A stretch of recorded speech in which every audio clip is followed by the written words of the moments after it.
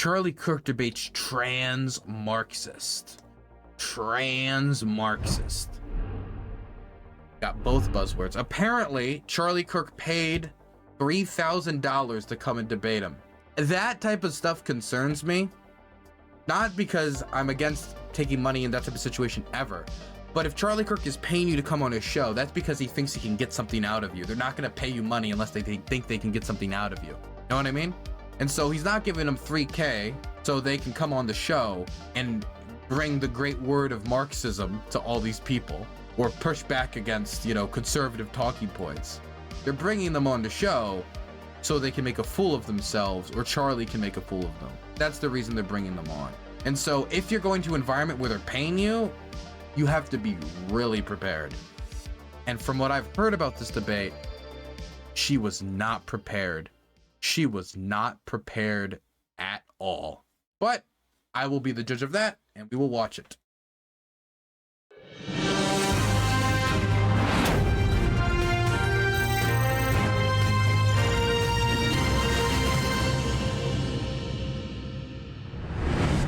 Welcome to another episode of Debate Night. We're joined by founder of Turning Point USA, Charlie Kirk, and contributor for the Young Turks, Bennie Carollo. Tonight, former contributor.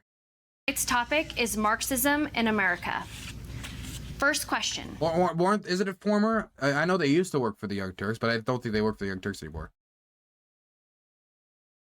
Ben, please provide your best definition of Marxism and what you believe about the topic at hand. Yeah, most definitely. Oh, it is former. Got it. See, when it comes to Marxism, a lot of people have a misunderstanding and think that it's about particular policies. But the reality is that it centers on the role of the state. The belief that the state is an institution that exists to suppress the interests of one class or another, right? Either under capitalism, that it would be the dictatorship of capital, where capitalists suppress the interests of workers to the benefit of their profits. Now, under Marxism, the state serves the purpose of basically serving the interests of workers to the benefit of, to the benefit of the workers to suppress the interests of the capitalists. Because, obviously, the very nature of capitalism is to lower wages, increase prices, and this has an inherent contradiction that basically squeezes the working class and inevitably squeezes the capitalists themselves by leading to things like inflation and market crashes. So really, the central theory of Marxism is the belief in a state that works to serve the interests of the working class, to suppress the interests of capitalism, and eventually get to the point where the need of the state itself is irrelevant. Okay. How much of that do you believe? Oh, 100%. All of it. So you're just like a full-fledged Marxist? 100%. So everything Marx wrote? I mean, not necessarily every single word. Well, just so I can understand, just so we can make this constructive. Like, just tell me your political philosophy when it comes to Marxism. Well, I think that really is my philosophy, and we really have to look at, like, not necessarily Marx, who's the theoretician, right? Not even necessarily Engels. We also have to look at the practitioners of Marxism, right? So those people being like, obviously, Lenin, Mao, today. Oh, you're a big fan of Mao? Mao's a pretty interesting character. How many people did he murder? Mao is a pretty interesting character. What a non-answer. It's not hard to say, no, Mao was bad. You shouldn't go out and beat all the birds until you have a famine. That's bad. No, you shouldn't, go do mass executions. That's bad. You shouldn't have people trying to smelt iron in their backyards. That's probably stupid. I mean, it wasn't until Mao's death, and he was not 6 feet under, but like under like a glass screen, until they basically made him like a stuffed deer for display, just like Lenin was. It wasn't until he died that China was able to pull itself out of that economic disaster that he led the country into. The Cultural Revolution did not succeed in bringing apart Marxism. All the atrocities and all that stuff he did was all for naught. At least when it comes to bringing about Marxism, because if you look about China today, it's not a Marxist state, and it's not making moves to be a Marxist state in the sense of there is the workers, they control the means of production. Not only do the workers control the means of production, but they have some sort of democratic control over that. Doesn't exist. It's not hard to just say, no, I don't like Mao. You could be like, look, he had this achievement or that achievement. You want to name specific achievements that Mao might have had. It's like, hey, Mao didn't hate women, but they did kind of force him to have abortions. But I mean, he didn't completely hate women. You can talk about that, but if you're an American and you're trying to convince Americans of Marxism, saying stuff like that makes it sound like you like Mao Zedong, and you're not going to be able to sell Americans on Mao Zedong. It's connecting your movement to people like that in history is just like pointlessly bad PR. I am not a Marxist, so I don't share the same necessary political goals as Ben. I'm sure we agree on some things, like we want more unionization. We believe that our healthcare system is fundamentally broken. There's certain things we probably will agree on, but I don't have the same end goals as them. How many people did he murder? I mean, how many people do you think he murdered? How many people did George 45 Bush million, murder? more or less. And what are you getting that number from? How about the Chinese people themselves? Rough calculations of international organizations, mass graves. What do you mean? That isn't a great response from Charlie. The Chinese people themselves? How many people died in the war in Ukraine? I don't know, 2 million. Where'd you get that number, Dylan? That's wild. The Ukrainians told me. The Victims of Communism Fund that literally puts out Nazi propaganda on a regular basis? I'm sorry, wait. The Victims of Communism Fund is a what group? Puts out Nazi propaganda. They literally have a statue. I mean, you have to be joking, right? You realize in the USSR, they list Nazi war deaths as victims of communism. Hold on a second. You're pro-Lenin too? Yeah, I mean, Lenin did a lot of really great things for the USSR. They literally brought... Wait, so Mao is an interesting person, but she is openly pro-Lenin. Okay. So what's the difference between Mao and Lenin that makes her openly pro-Lenin but not openly pro-Mao, but kind of like finicky on Mao, or maybe privately pro-Mao but not wanting to be openly pro-Mao in front of Charlie? I don't know whatever. What was a feudal peasant society to be a major world superpower. How about the Ukrainian famine? How was that? What about the Ukrainian famine? Like the 6 million people Lenin intentionally killed through forced starvation and famine? I mean, it's pretty ridiculous to frame that as intentional, right? Like, let's be real, right? There was a famine, and we can argue about the mismanagement of famines, but capitalists have mismanaged famines all the time. Wait. I assume he's talking about the Holodomor. I assume Charlie's talking about the Holodomor. Lenin didn't do the Holodomor. Lenin was dead by the time the Holodomor happened. The Holodomor happened in the 30s. That was under Stalin's regime. And okay, so on one level, Charlie just kind of embarrassed himself, got the wrong person who did that atrocity while trying to like reference it. That's embarrassing. But also, Ben didn't catch that, but is also now going to try to defend it. So Ben doesn't even know who did the Holodomor, but is now going to try to defend it. Okay. This is a great conversation right off the bat. What is a kulak? Potato famine. What's a kulak? What do you think a kulak is? I know what a kulak is. You tell me. You're the Marxist. No, I want to know what you think. A kulak is someone that owned a certain piece of land that was not allowed to own that same piece of land because of Lenin and Stalin's government. And if they owned more than it, what happened to them? And do you know what? Okay. No, just answer the question. I'm curious. What did happen to them? They went to a gulag. Do you believe those exist?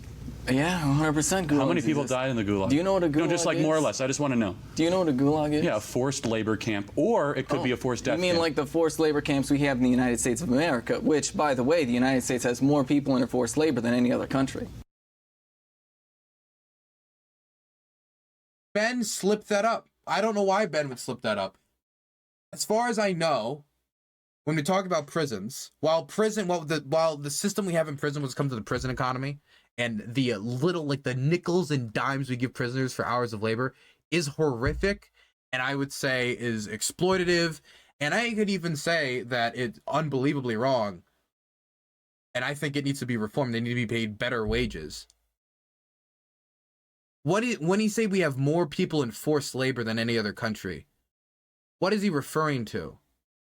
Because in a lot of the instances of prison labor, people can voluntarily choose to then go out and do that work for that very small amount of pay.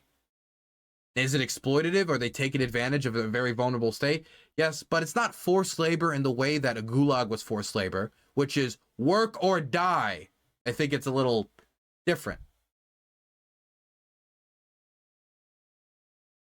Now, I'm not saying that the American system is good, but the American the American prison system is not worse than the Gulag. Where? In our federal prison system. How'd they get and our to state wait, hold on. prison How'd they get to system. prison? They committed crimes. Oh, And- okay, so it's not forced. They made a choice. Are you familiar with the? Wait, no, that's a phenomenal red herring argument you made. I'm just No, curious. it's not a red herring. I just want to know how many people. He says forced. I'm trying to think of the forced labor thing he's talking about, because how many prisoners are legitimately, you don't have an option, you have to work, you have to do this job. I'm gonna actually Google that right now. Died in the gulags? No, More or less. I'm just curious. How many people die in American prisons? Hold on a second. I'm just curious. Gulags. Much less than in the Gulag. What? Okay. How would you use that argument? Whatever. How many people died? I'm just curious. Give me a number. 10 million, 15, 20, 25 million, 30 million? You know, there's this really amazing anecdote. It's really interesting. You see, and 100,000? No, just I want a number, listen, more or less. Listen, because let's talk about how they get these numbers, right? This is a perfect example. There's this really great story, right, where you have Winston Churchill talking to Stalin. He's like, hey. Damn, actually, no, I'm wrong. It says right here, over the years, the courts have held inmates may be forced to work and are not protected under the Constitution against involuntary servitude. That is true. I didn't even think about the involuntary servitude, but I can't believe that's the 14th Amendment, isn't it? Is it the 14th Amendment? Where's the involuntary? Because there's an exception to the involuntary servitude statute. Not statute, but the involuntary servitude addition that was added after the Civil War, after we abolished slavery. Yeah, that is true. How many 13th, not 14th. people died in the famine? And Stalin. But the idea that we have more people in American prisons doing forced labor than anywhere else in the world is still a bold claim. We have more people in prison than anywhere else in the world, but but not all those prisoners are engaged in forced labor. Even though that forced labor, I would say, is a type of slavery. It's not chattel slavery, but it is a type of slavery.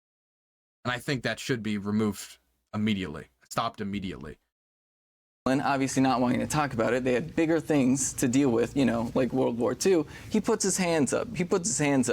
And Winston Churchill walks away and says, oh, yeah, that means 10 million. He must mean 10 million. Now, we can obviously talk about mismanagement of famines, but if we're going to talk about mismanagement of famines, why don't we talk about the people in India that Winston Churchill killed? Why don't we talk about Yeah, so we're not here. I'm happy to do a whole. Wait, I wouldn't say, well, whatever. I don't want to argue the free markets too much.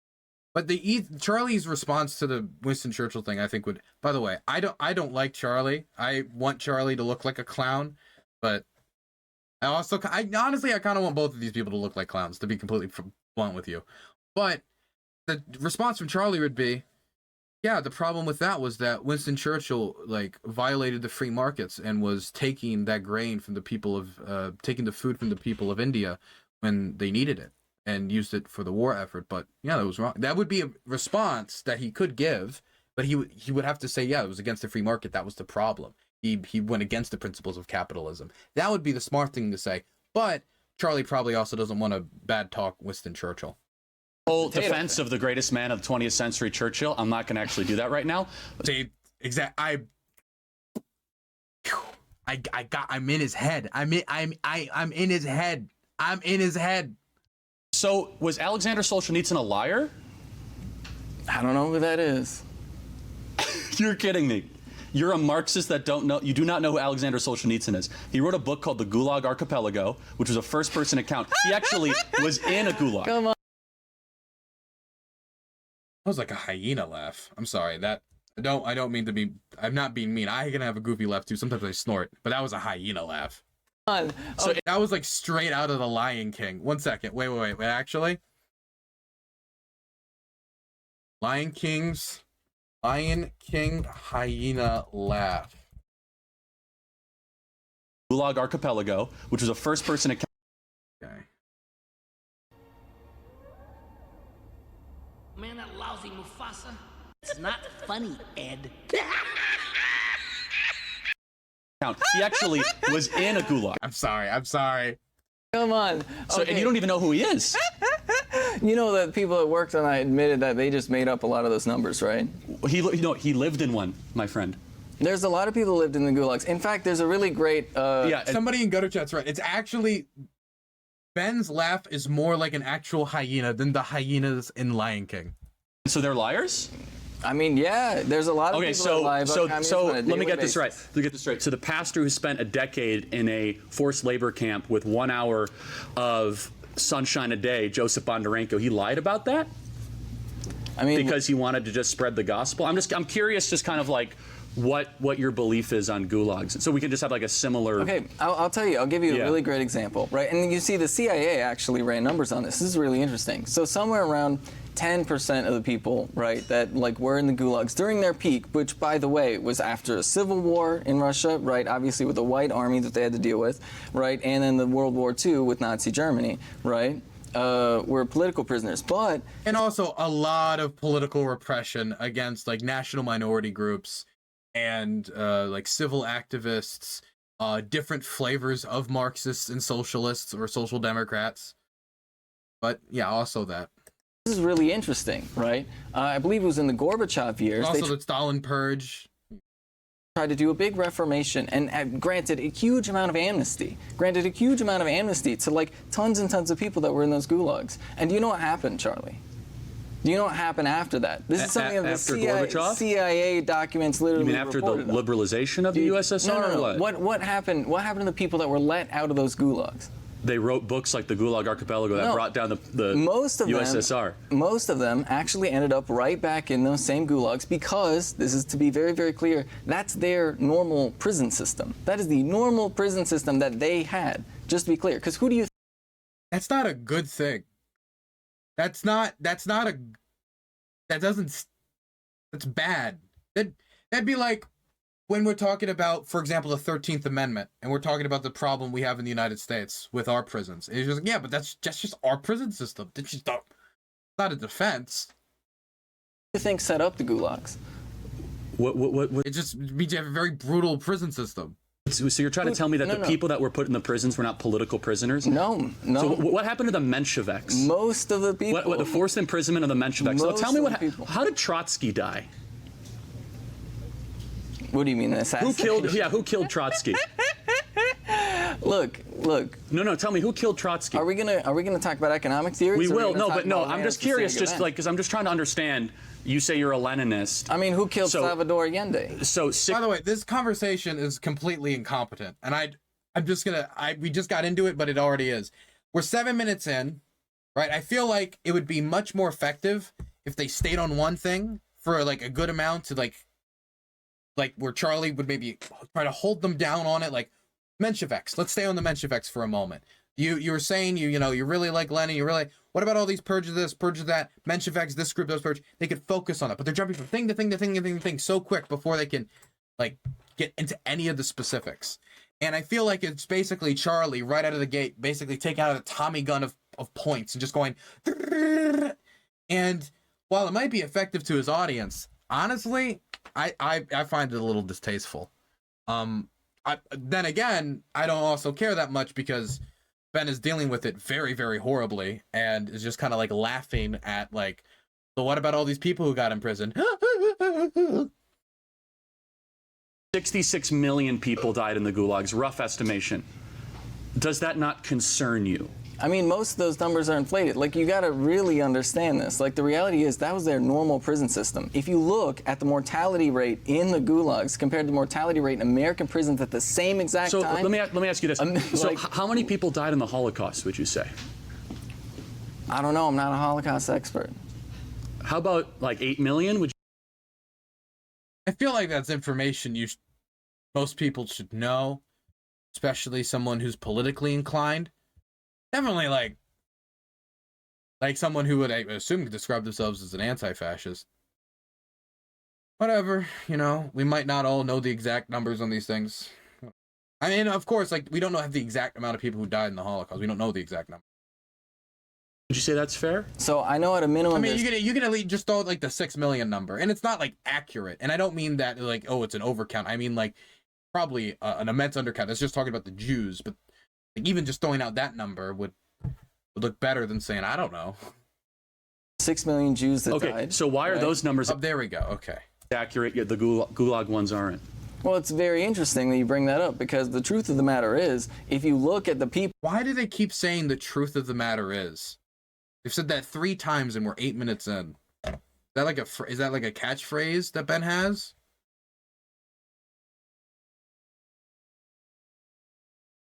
Dylan, can you make your face unnaturally tiny for the thumbnail? Actually, that'd be funny if you edited my face to be tiny for the Charlie Kirk thumbnail. Can we do that? Can we do that? What face should I make while I'm being tiny? I don't know.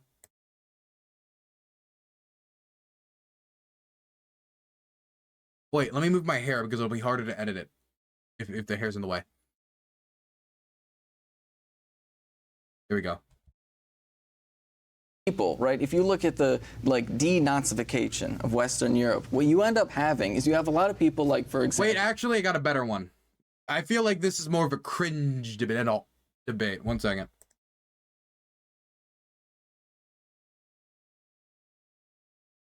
There we go.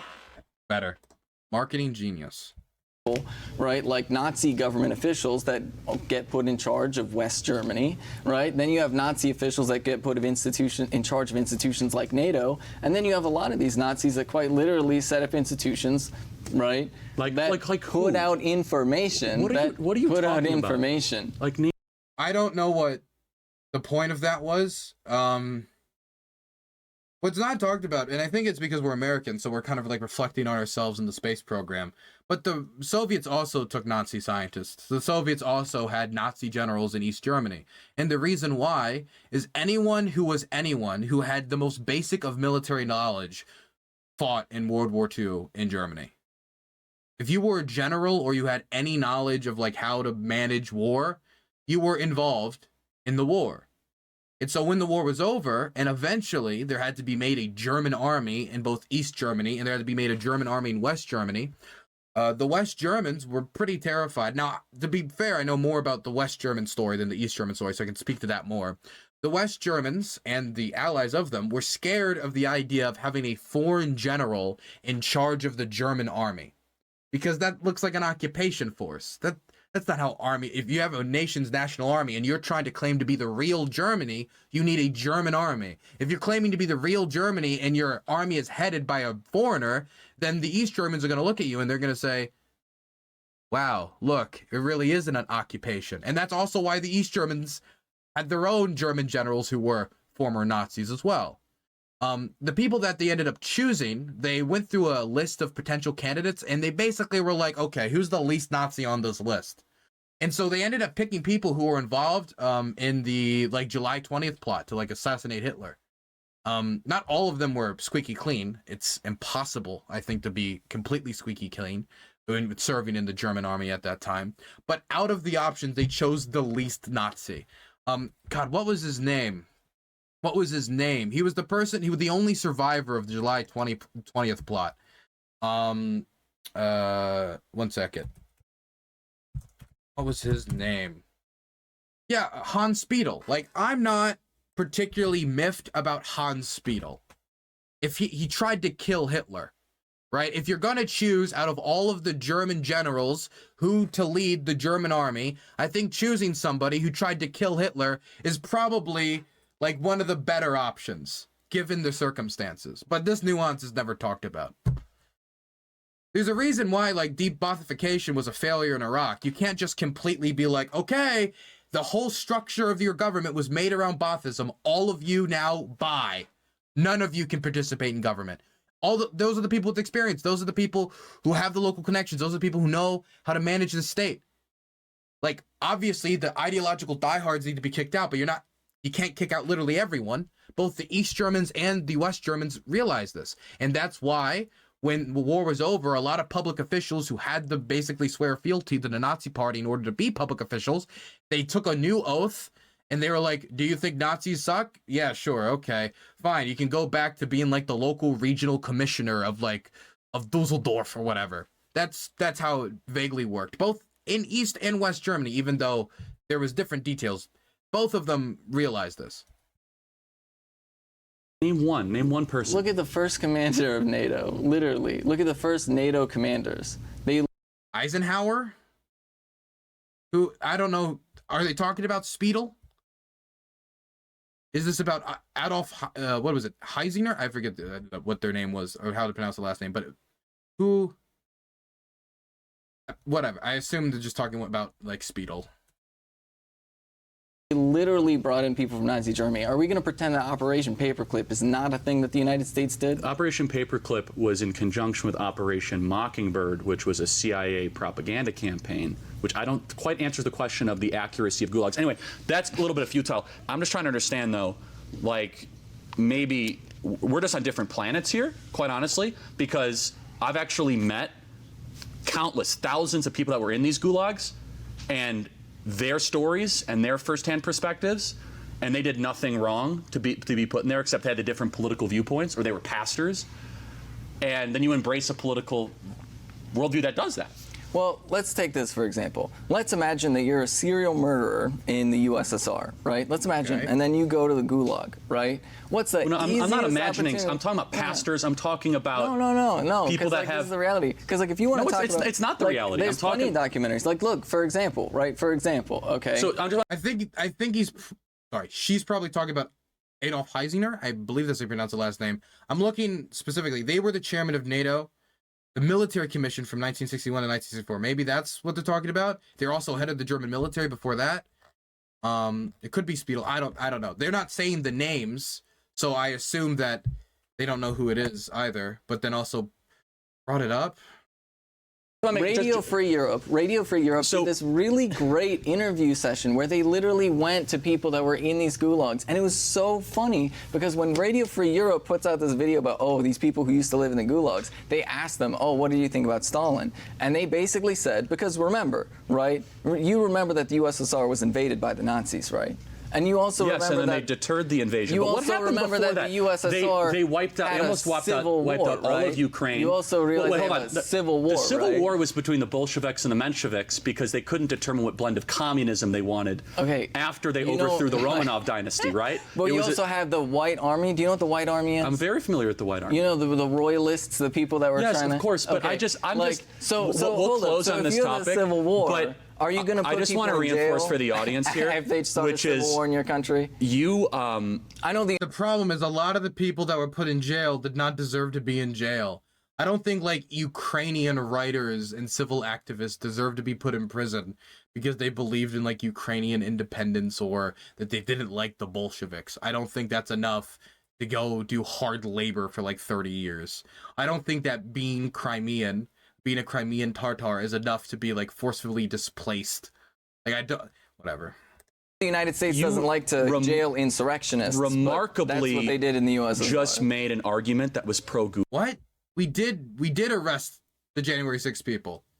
What do you mean we don't like to? We arrested them and then we put many of them in prison.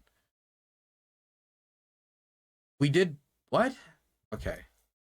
Gulag, and yeah, they had a. Why would you? That's recent history. We lived through that. What do you mean we didn't put any of them in prison? Some of them are like going through solitary confinement. Like yeah, they're in prison. Prison system. That's it kind of does explain some of your other views because we're just living on different planets, like Team Reality, Team Narnia. So how is our prison system better? Wait, hold on a second. For example, you got a lawyer. We have an independent judiciary. You have Ooh, I don't think Charlie wants to answer that question because it's not hard to show how garbage the American prison system is. Jury of your peers. You know what? I think it's not hard to make the argument that the American prison system is better than the Gulag, but it's still pretty bad. But he's tough on crime, so I don't think he wants to look nice towards the criminals. Show trial is? Do we have what is a show trial? Judiciary? Hold on, what's a show trial? What's a show trial? Yeah. I don't know. Ask Steven Donziger. Who was General Tukhachevsky that Stalin took up? Ask Steven Donziger. You think the United States doesn't do show trials? Look at Guantanamo. What are those people doing? Hold on a second. What you're trying to do is Bay? indict the entire Western legal tradition and conflate it with the Leninist, Stalinist, we're going to kill half the population we don't like.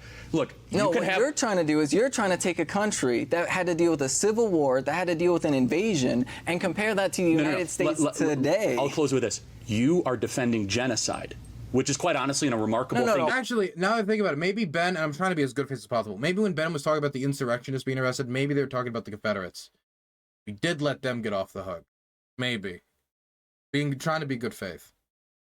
See in real time. Stop right here, you are defending genocide of Joseph Stalin and Vladimir Lenin, clear. the intentional destruction and killing of 65 million people. This is what I'm talking about. And there's no middle ground in genocide. That's your opinion. Moving on. Has there ever been a successful example of Marxist theory in action where the workers are truly empowered?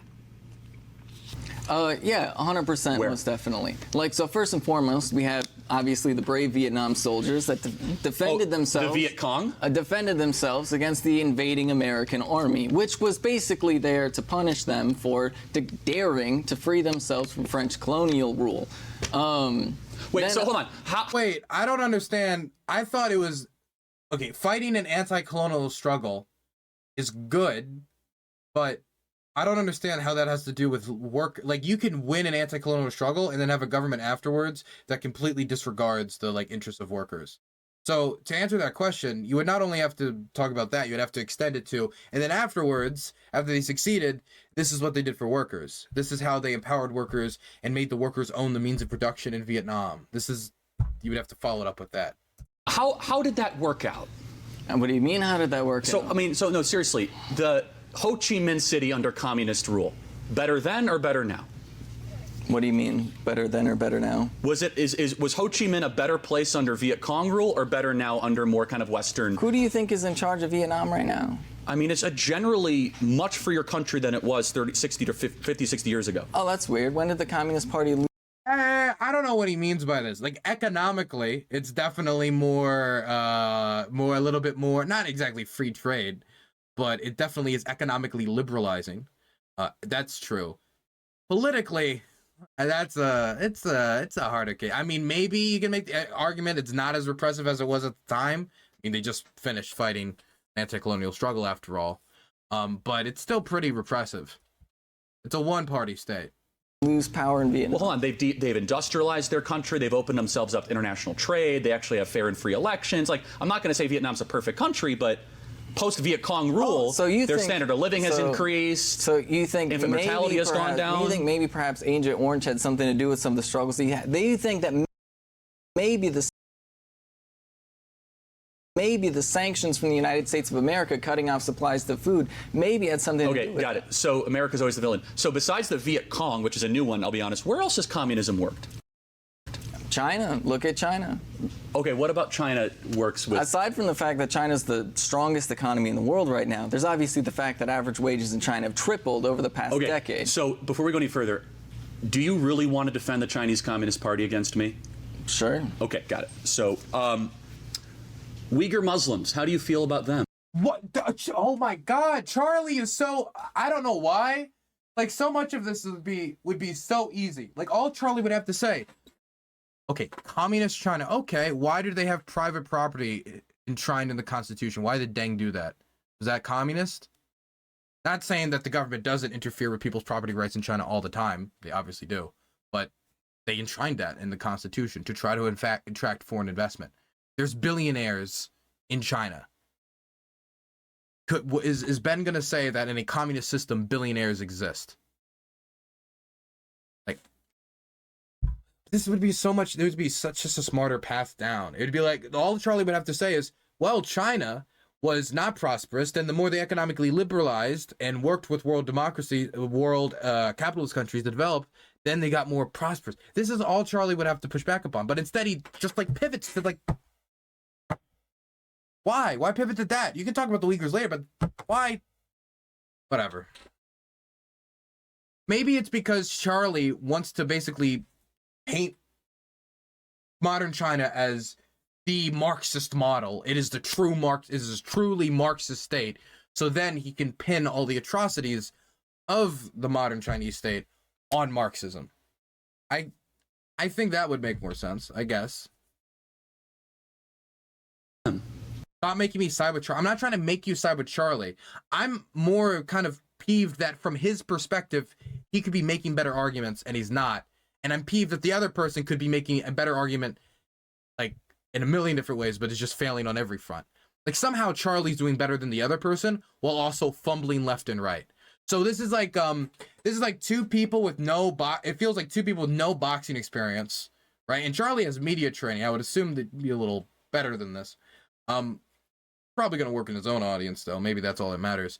But it's like two people with like deer legs on ice, like boxing, and like one is just slightly connecting more. That's what it feels like. Dylan, do you hate America? Yes or no? obviously, as a demon rat, I hate America with every fiber of my being, like every other Joe Biden voter. So you're pro-concentration camp? No, not pro-concentration. Okay, so where are the Uyghur Muslims right now? Do you know what the East Turkmenistan movement is? Don't change topic. No! No! Why are you gonna defend it? No, okay, number one, Charlie Kirk, I think, might actually be slightly uneducated on this because Ben just brought up the East Turkmenistan movement, which is a movement to basically separate what is East Turkmenistan, which is Xinjiang, from China proper. Which is part of the reason why China is so aggressively cracking down on the Uyghur Muslims and putting them in re-education camps and separating them from their children and monitoring everybody like crazy, right?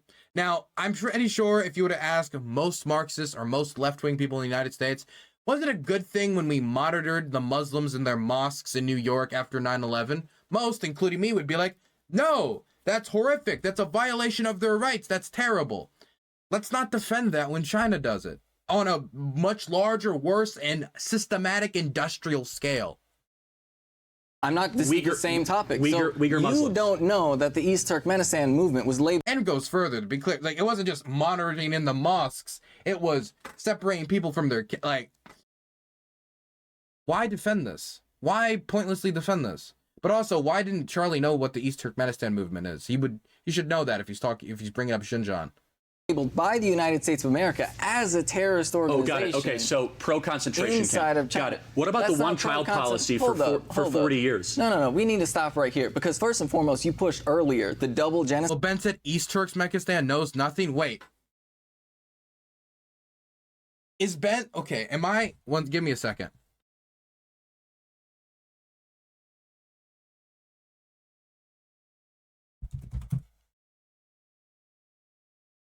It's East Turkestan. Oh my God, Ben is actively making me stupider. It is East Turkestan, not East Turkmenistan.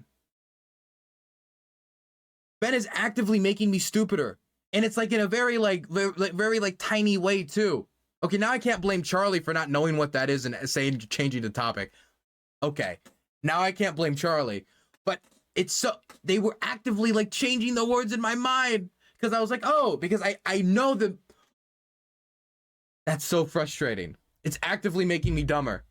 Genocide theory, which, by the way, Holocaust scholars have very You are pro-genocide, but anyway. No. Stop right here. Saying no doesn't make it right. The double genocide theory is literally Nazi propaganda. The whole idea was to say that the obvious, mismanagement of a famine, they're trying to equate that to the invasion and the mass murder committed by the Nazis. They're literally Nazis that intentionally push that theory. Why do you think that Israel, to this very day, actually has tensions with specific people in Ukraine who are pushing that double genocide theory? Because the truth is, a famine and the mismanagement of resources. I'm talking about, in addition, mass graves, gulags, and all that. But let's talk about the CCP. Genocide. So let's talk about the CCP. So you're cool with the one-child policy?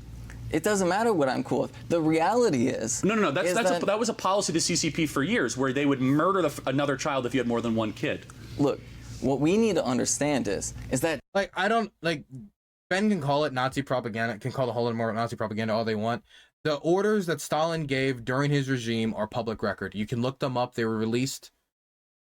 We can look at them. We know that they did not distribute food to the rural communities in Ukraine.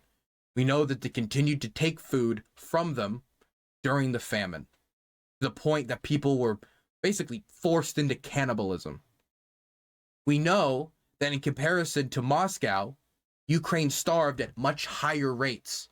Why? If this is a communist society where everyone shares everything, where certain regions with national minorities that Moscow saw and Stalin saw as disloyal just seemed to starve at higher rates, like Kazakhstan. Wow, it's so convenient that all the areas that have higher amounts of disloyalty, according to Stalin, just so happen to have higher rates of famine and death.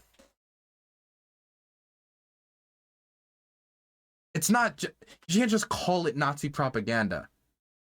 If you want to debate about, well, this is why I don't believe it's a genocide because I believe in this term of genocide, do that. But don't just say all this stuff about it all being man-made or it all being taken advantage of to persecute people. No, that's complete Nazi propaganda. Don't just completely dismiss it. That's dishonest. China is a democracy, and they are going to make laws Well, no, hold on a second. based Wait, off of their how are they individual material conditions. How are they a democracy exactly? Are you kidding me? Aside from the fact that the central government has a 95% approval rating, which, by the way, before you're like, oh, but Have you been to China? No. No. No, of course. Oh, I so you haven't must be been a subject matter expert. I'm not. Yeah, so it's interesting. So, okay, so they're a democracy. Do they have senators or Congress? That East Turkestan thing gets me, because the problem is that word was so East Turkmenistan or whatever, it was so close, East Turkestan, that it like replaced the file in my mind. It erased the actual word and replaced it. I didn't even notice. My brain is actively melting. What does it in take? China? Well, there's about 1,000 members of their National People's Congress, and then obviously they have a system of local people's And Congresses. so you don't think those elections are rigged? I'm going to test you. What does it take to get on the ballot in China? What is it? A lot of money, power, and influence, and killing the right people. Oh, that's weird, because it's actually illegal to spend money. Killing the right? What does that even mean? Like, it is true, you need a lot of power, money, and influence. That is true.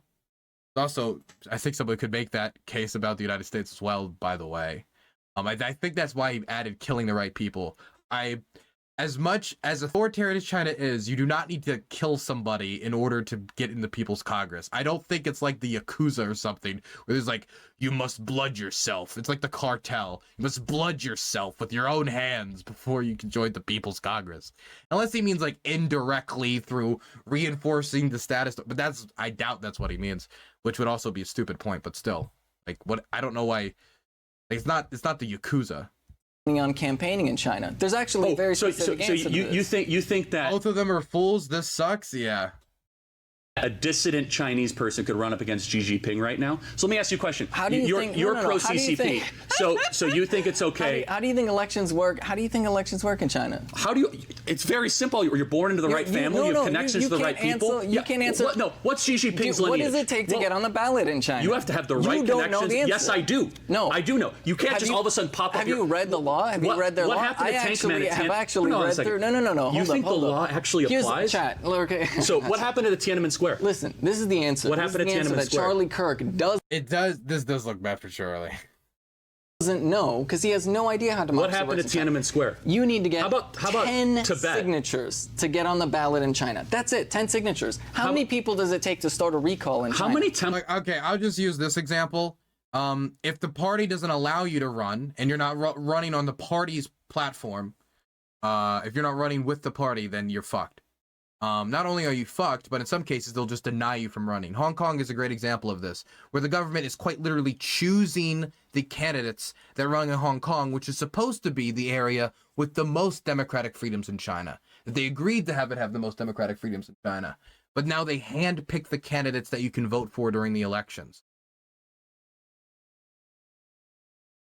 If you express certain sentiments that they don't like, you can't run.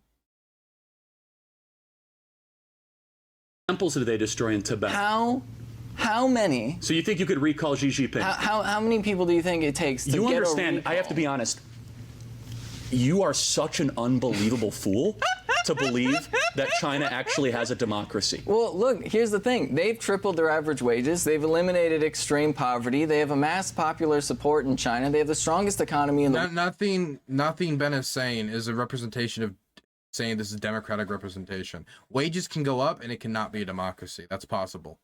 world. And right now, they are. How many people live in abject poverty in Western China? More people than the population of America do not have access to clean water or toilets, and that's your idea of lifting people out of poverty. Let me ask you this question.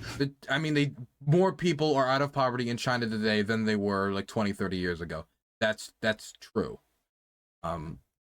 That doesn't, but also like the Chinese government, in the same way other governments have been, is they're kind of finicky on how they define poverty to help try to bring it down to say that it's gone when a lot of it is still there. 26 million people forcibly locked down in Shanghai. Cats are being put into entire bags and murdered. If you have COVID, that's your idea of a good society? 26 million people being forcibly locked down in China? How many people are permanently? I think maybe Charlie's not even putting effort in. I don't know, because Charlie is somebody with media training. They're the head of TPUSA. I think for him, it's like, I just need to hit my points, and they'll say I'm a communist and Mao is cool, and that's all he needs to do. They're gonna sound so crazy that he doesn't even need to make any points. They'll just let them like be like, yeah, actually, it's okay to lock up all the Muslims in Xinjiang. It's okay to, and then he just has to sit back and he can say anything, and because that's so unhinged, A curd is a curd. his audience is gonna be like, wow, that's crazy. Saradriat gifted 2 Tier 1 subscriptions. This is pure pain. Yeah, this is pure pain. Only disabled because of COVID in the United States. How many people died in the United States? Ask the country that designed the virus, How many- your favorite country. You think We don't have evidence of that. We don't have enough evidence of that to prove that. At the very least, from being charitable. We don't know that. Don't say that assertively, since we don't know that they designed it. designed the virus? Where did it come from? What do you mean, where did it come from? Whether it came from China doesn't Like, prove they designed it. You gotta Where be did the joking. virus so come you're from? peddling conspiracy theories. Look, I have What country did it come from? I have a master's degree in biosecurity and biodefense. Oh, so you must be so okay? smart. Where did the country come from? No, Where no, did it no. come from? Here's the thing, Charlie. Listen up. Did you Listen up. know that there were American scientists working in that lab? Oh, what's the name of the lab? In the Wuhan Oh, so lab? it came from China. It came from China. Yeah. Oh, disease so come it's from all the over place. Chinese virus. No, it's not the Chinese virus. What country did it come from? Why are you jumping around so much? This conversation is unbelievably frustrating. There has not been a single, productive discussion. Charlie Kirk, get out of here. But I don't think I've learned anything.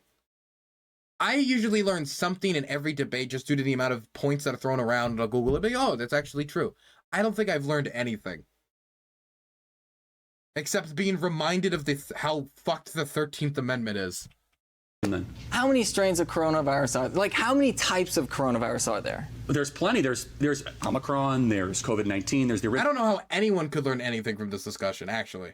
original strain, but it was Do original. you guys remember anything that was said that was like substantive in any way? And just because they'll just jump on a point and then they'll jump to the next point, just jump to the next point.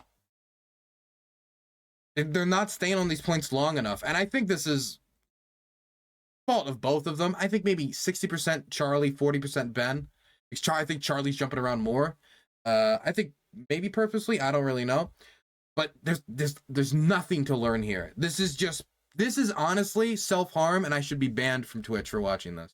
No. See, you've listed 3. The reality is there's different types of coronaviruses that exist in the world that aren't developed anywhere. Like cats have their own coronaviruses. Of course, but which one was? This is such a stupid point from Ben, because then all Charlie has to say is, yeah, but the original one was developed and then released, and then it mutated into new versions. That's all Charlie would have to say to respond to that. What Ben should say is, you do not have conclusive evidence of that. Show me the conclusive evidence. Hell, I'll abandon Marxism right now if you can prove it without a shadow of a doubt.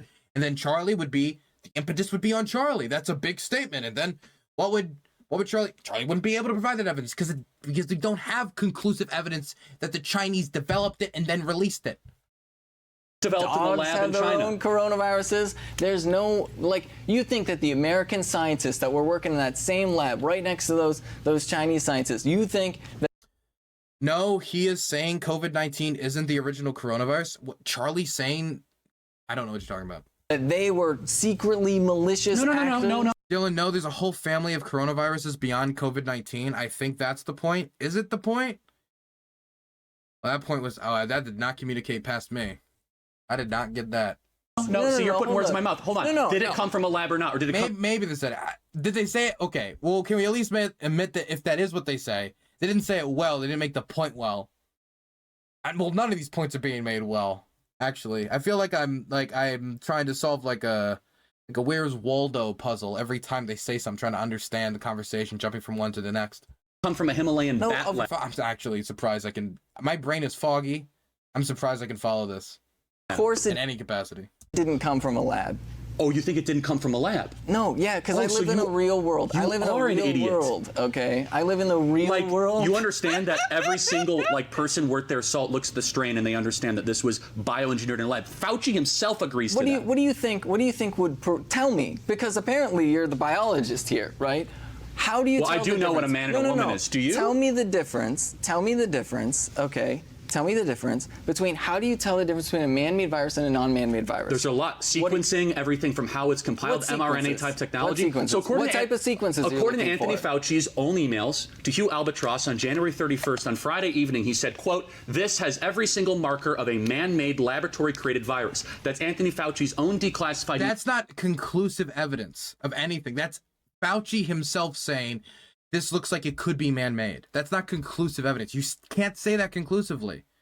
It's not impossible. It certainly isn't impossible. But he said it conclusively.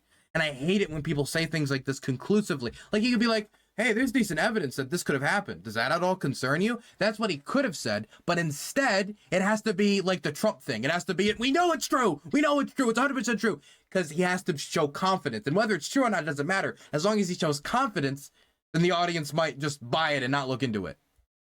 Emails, the CDC and the NIH, not to mention the thousands of other scientists that have looked at the strain, and they say the way that the proteins are correlated, the way that this is put together... Wait. What do you mean proteins are correlated? The way that it's put together. You're just throwing words together. Hold on. This is a word. Okay, yeah, my language might be a little sloppy, but the people that understand your the actual sequencing of you didn't go to the grad protein. School Hold on and a you second. don't know what you're talking Hold on a second. about. So you think that, where did the virus come from then exactly? What do you mean, where did the virus tell come me from? where it came from. Yeah, well, so this is really interesting, right? See, because the type of virus that it is, right, little RNA virus. By the way, saying things like, you don't know this because you didn't go to grad school.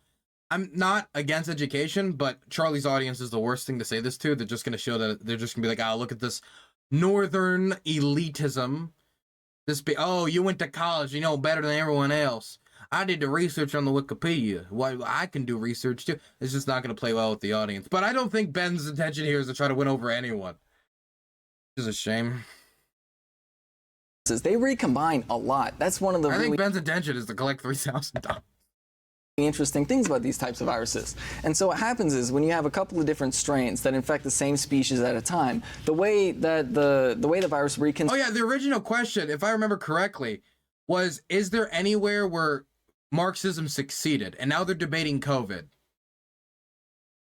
reconstructs itself, which, to be clear, we don't necessarily have a full understanding of how exactly that happens, but the reality is one of the central theories is this random assortment process where if you have multiple strains of a virus that is infecting one thing at a time, which is one of the reasons why bats, in particular, because they're capable you do of believe it holding came from a many bat. different, because they're capable Man, I of got a serious many question. different strains I have a of question. Are you on coronavirus at the same CCP payroll? time. Because I don't think like a sane individual could believe this. I wish. I think she goes as Benny these days. Okay, I'll call her Benny then. You think I got that kind of money? Oh, he wants to be a CCP agent. You think I you think China is funding me? That's how that's so disconnected from reality. I'm just going to be honest. That's like so disconnected no from rational reality. person could believe the stream of absolute nonsense that you are. You'd have to be paid for this. Like you're kind of like a walking hologram of insanity.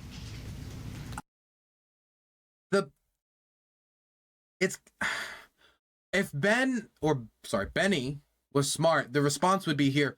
Aren't you the head of Turning Point USA? You are literally paid to say what you say. Like, wouldn't that be like what you're completely embedded in your position. You won't change because you have the financial interest. That'd be the smart thing. Might even not be the 100% honest thing to say, but if the intention is just make Charlie look stupid or collect $3,000, that'd be the thing to say. I don't know what to tell you, buddy. But I just hope it's worth it. It sounds more like you're talking into a mirror at this point. No, actually, you're the one. I would say Benny, there's more evidence of Benny being an agent of Turning Point USA taking those $3K than there is of Benny taking money from the Chinese Communist Party. That's defending the murderous genocidal CCP and the murderous genocidal Lenin Marxist. Okay, tell me this then. Yeah. What was the biggest genocide that ever happened in world history? The biggest genocide, and it depends how you define a genocide. I would say Stalin's intentional massacre or Mao's intentional massacre, So give me the 65 to numbers. 70 million people. Add those up. 70 million? Yep, intentional death. What about the 200 million people that used to live on this continent? Oh, you mean the people that died of natural causes? You think... Holy moly. What 200 million people are you talking about? You're indigenous... You think there were 200 million people before we came here? Yeah. All living at once? Yeah. Where on earth do you get that number? What do you mean? From anthropologists. Oh, so you think we killed them all? From anthropologists. Of course we killed them all. So we killed 200 million people intentionally? Yes. Annie, 43, thank you so much for the tier 1 sub, being sub for 37 months. I appreciate it. You think so just to be very clear, right? You're I am, honestly, I'm just gonna be blunt. I am too peeved about. My brain is too broken. I don't even want to open this can of worms. I'm just gonna get. Can we just get? What's the next? I don't even want to talk about. I don't want to talk about Native American genocide. I don't want to hear around Native peoples getting slaughtered. I don't want that. Can we skip to the next thing? When's the next question? They're only on question 2. sitting here denying the genocide of indigenous folks. Well, hold on, You know who Teddy Roosevelt is? Oh, you think Teddy Roosevelt's a mass murderer? Yes, Teddy Roosevelt is a mass murderer. What do you think those Rough Riders did? Who do you think they were killing? They out won the west? war in Cuba. What war? What war? The war against the commies in Cuba. You know that Wait, Teddy Roosevelt. wait, hold up. They won war against What? What is what? What is he even talking about? That was the Spanish Empire that we fought. The Rough Riders fought in Cuba. The Spanish Empire wasn't communist. What is he talking about? There's so much nonsense being dropped constantly. There's too many mistakes being made to document them all. communists in Cuba. Who's in charge of Cuba right now? Well, Why wouldn't Ben jump on Benny? Why wouldn't they jump on that? That's the easiest dunk in the world. Oh yeah, who was ruling Cuba at the time? Tell me about those communists. Easiest dunk in the world. Why? communists. So Like I can understand like moving quick off the Native American because getting into like smallpox, blankets, and all. Like I can understand like that might be more difficult because you're gonna have to go deep into the history there. But that's easy. You just ask who was in charge.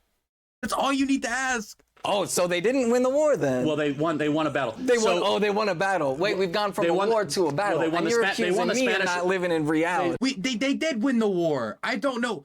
Did they just go from They won the Spanish-American War, and then they won. Okay. So let me ask you a question. But though. like, who else did he go to war against? Well, Teddy Roosevelt actually won a Nobel Peace Prize for brokering peace between I don't Russia. care about the Nobel Peace Prize. Yeah, you don't care about much. Honestly, that's real. How are an individual's wants and needs represented best in a Marxist society? Oh, it's easy. I'll ask the commie. Obviously through their like if I think whatever. Never mind. I don't think actually. Never mind. I don't think at all watching this. democratic structure. Like the reality is, right, this is the thing, right? Obviously going back to the role of the state to serve the interests of the working class, to suppress the interests of capitalists, which is exactly why people like Charlie Kirk obviously are very unsettled with it, because the reality is that in America, working class people have to worry about the government kicking down their door for doing things like smoking marijuana. But in China, it's not the working class people that have to worry about, you know, the government kicking down their doors. It's corrupt billionaires that have to worry about the government kicking down their doors.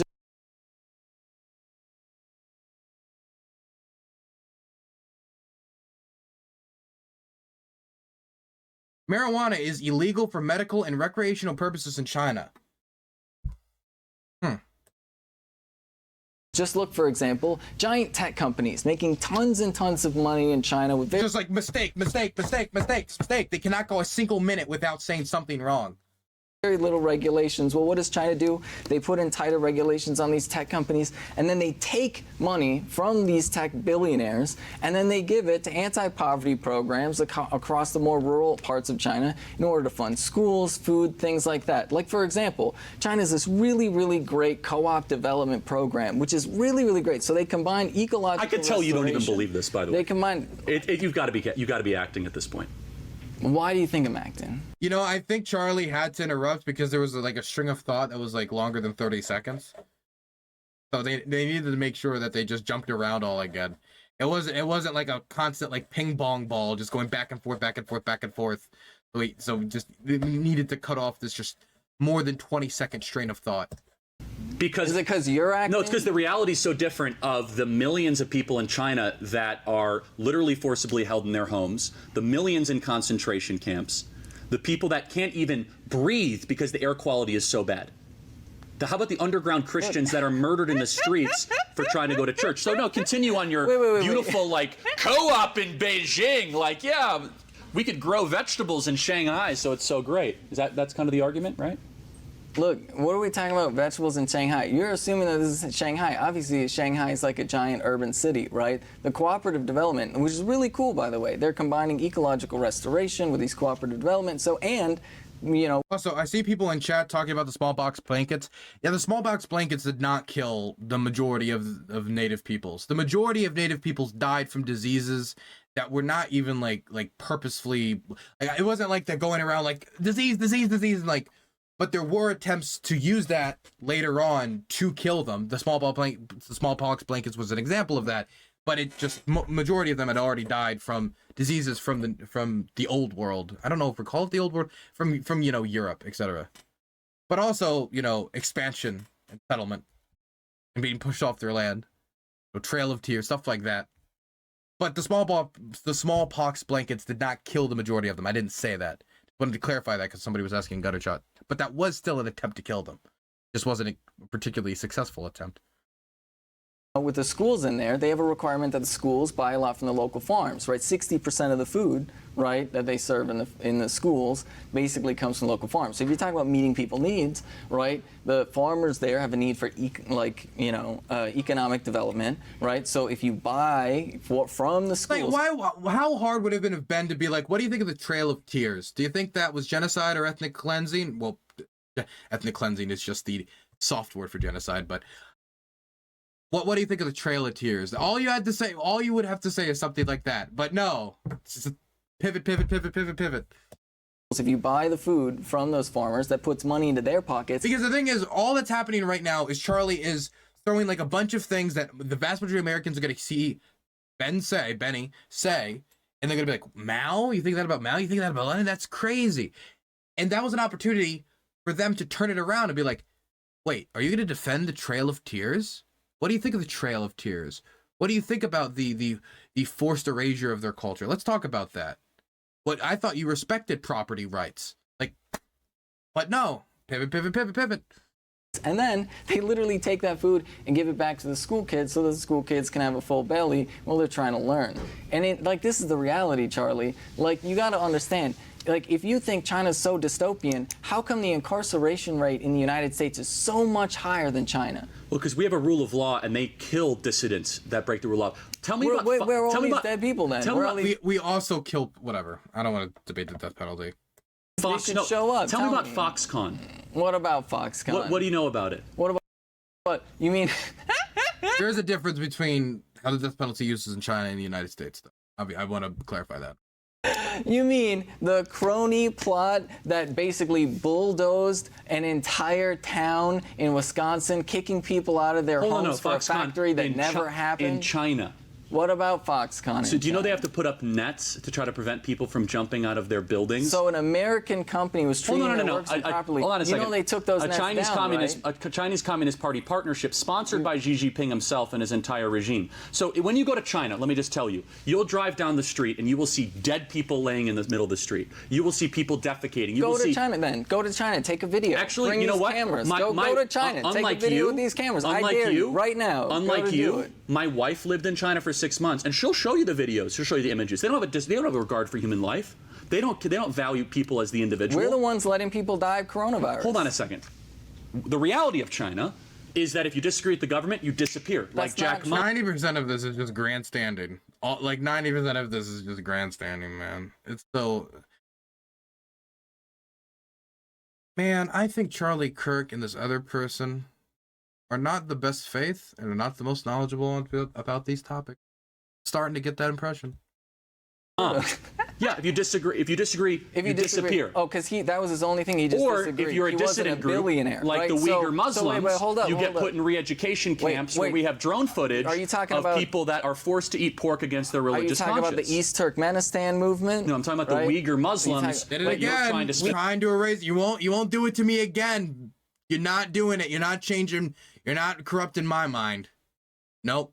In some sort of weird way. Can't even look. So what do they do to Tibet, though? No. So the Associated Press actually went to Xinjiang, right? Which, by the way, anybody can go to Xinjiang if you want. You know, I'm not allowed into China, right? Right. Okay, sure. No, I'm not. Right? Then if I go to China, I get arrested. Great society. okay, cool. Then somebody else go, because people did. Somebody from the it's a wonderful Associated place, Press. Somebody but from Westerners aren't allowed. Look, if you you can. How come the Associated Press went to Xinjiang No, and asked? they want the illegal right journalists to go, but if someone like me were to show up in China, you think that the Associated Press? So I'm just going to be blunt. The journalists that go there and try to uncover the actual human rights abuses, many of them are actually blocked from accessing the area, and the ones that do try to access the areas and are there and actually do get in and are not just being led on state-run tours, many of them are run on state-run tours anyway, and they just, when they have the opportunity, try to run away from them and do other stuff.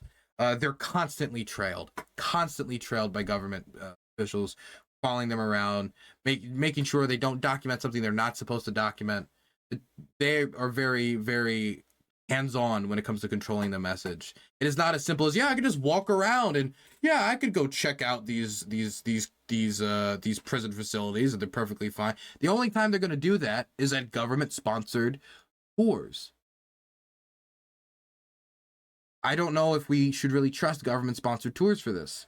One of the most famous examples of government-sponsored tours trying to cover up the real atrocities was when the Red Cross visited one of the concentration camps where Jews were being held, and they ran away from that because it was a German tour, and they showed them all the great, fantastic stuff at the camp. They came away from that thinking, oh, actually, these conditions are perfectly fine, because they got played by the Nazis. Press is out there carrying water for China. Hold on a second. The Associated Press also wrote in other articles that these were quasi-concentration camps. Yeah. So like, this is the thing. Like, concentration camps. Like, this Great. is the thing. The Associated Press fundamentally is like this right-wing bias, right? Like that's just ultimately the reality of the Associated Press, because right. Like who are funding Western journalists? Where do Western journalists get money? Is it maybe through capitalist institutions that have you know like their own? How does NPR get their money? Things, right? So let's think about this for a second.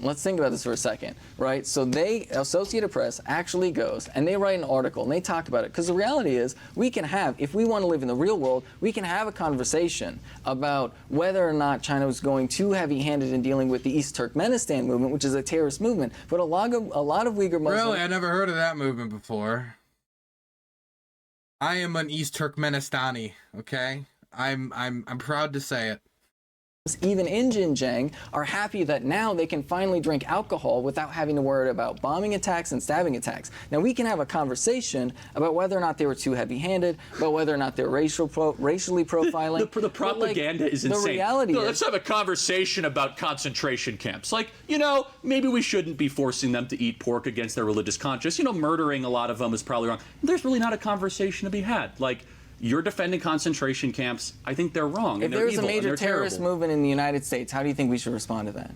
Not by locking up all the Muslims and telling them they can't name their kids Muslim names.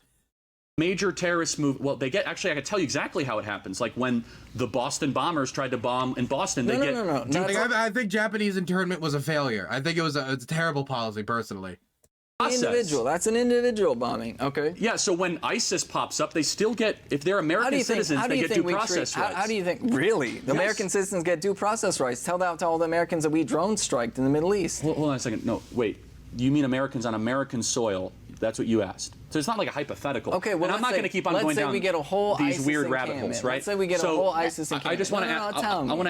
I want to ask what if they're American citizens, they get due process constitutional rights. Do they really? So yeah, I mean Timothy McVeigh got a trial. Literally, the Supreme Court Ted Kaczynski just took away. Ted Kaczynski just got a trial. The Zarnev brothers got a trial. People's rights. Did they not? No. Literally just took away people's rights to present new evidence in their appeals. But the Parkland shooter got a trial. The Buffalo shooter gets a trial. We know that, Marina. Yeah, because they're white supremacists. Of course, white supremacists are going to get a trial. What about the Zarnev? What about the Zarnev brothers? The right? Zarnev brothers, the Boston bombers, did they get a trial? Yeah, they got a trial. Okay, so you just disproved your own point, You're talking about individual terrorists. Where does cultural Marxism fall under your ideology? Cultural Marxism is literally a Nazi conspiracy theory. Like literally the Nazis in Nazi Germany invented the phrase cultural Marxism. How is Benny gonna drop the ball this time? Anyone want to make bets? Are they gonna make up a fake country? Are they gonna misprint? What are they gonna do? Just type in chat. Suggest it. Just suggest. I want to see your best predictions. The fact that you're asking. I want to see how many layups can can they just completely just miss by a million miles? About it is a pretty telling to who you are. Oh, you think I'm a Nazi? Most definitely. I mean, at this point, like, you've made it pretty clear. Why am I a Nazi? You're asking me questions about cultural Marxism. That's literally, like, so in case you don't know. So let me ask you, cultural Marxism. who's Antonio Gramsci? Okay. Gramsci. Antonio Gramsci. Who is he? Why are you bringing Gramsci into this? No, but just tell me who he is. The He's an Italian Marxist. Italian socialist. Yeah, so what phrase did he coin? I don't know, you tell me. Cultural Marxism. Oh, okay. Was he a Nazi? Okay. No, Antonio. Oh, Gramsci so maybe it was not didn't a come from the Nazi. Nazis. Okay, literally. Look. So when why, people, why would you like, say something so false when Gramsci himself came up with the phrase? Do you know what the conspiracy theory is around cultural Marxism? Then why it got so popular in Germany Hold on a in the second. 1930s? So let's go back to Gramsci. What did he write about cultural Marxism? I don't know. Letters I'm from not prison. familiar with all of his Yeah, you're not writings. familiar because you just keep on spouting out these things that call people Nazis, which is super unhelpful and not true. And so, yeah, Antonio Gramsci from prison said that Marxists must adopt a cultural framework alongside an economic framework in order to get the means of what they want to get done. That's not a conspiracy theory. Just read his book. Okay, but that's different than the phrase cultural Marxism, How is it which different? is used. What do you mean? How is it It's different? exactly the same thing. No, it's not exactly the same thing. So what happened is in Nazi Germany, they spread this theory called cultural Marxism. They literally had this theory that Jewish people were secretly... By the way, I feel like the Marxists should be able to explain this, but the word cultural Marxism, Gramsci did not write about cultural Marxism. They wrote about... I have to go look up the other terms. I'm not a Gramsci guy, but I've heard this before, and I did some research, and it was something else. It was like it was culture. I gotta go look it up. God, why do I have to look it up? I'm not the communist. I'm not the Marxist. Shouldn't Benny know this?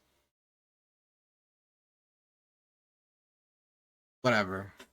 It's cultural. It was cultural hegemony. Yes, thank you, chat. It was cultural hegemony. Thank you.